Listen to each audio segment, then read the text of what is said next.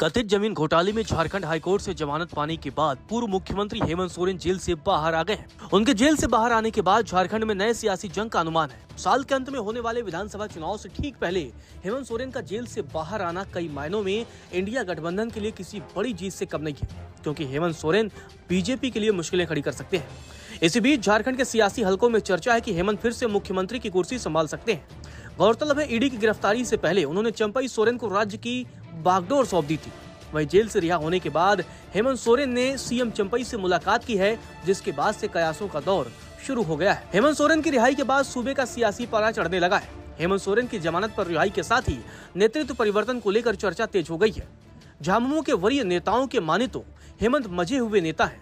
वह आगे भी अपना हर कदम पूरी परिपक्वता के साथ उठाएंगे। हालांकि फिलहाल नेतृत्व बदलने के आसार नहीं दिखाई दे रहे हैं।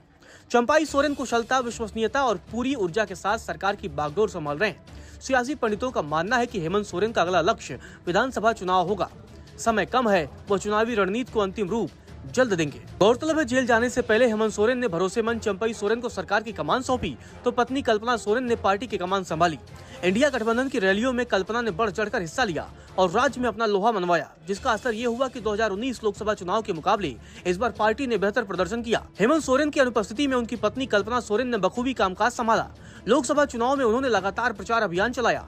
उनकी स्वीकार्यता बढ़ी है। गांडेय विधानसभा उपचुनाव से निर्वाचित होकर उन्होंने अपने नेतृत्व कौशल को भी प्रमाणित किया है। विधानसभा के मानसून सत्र में हेमंत सोरेन और पत्नी कल्पना सोरेन के साथ विधानसभा में दिखेंगे। विधानसभा चुनाव अभियान में हेमंत कल्पना मतदाताओं को साधते हुए भी दिखाई देंगे।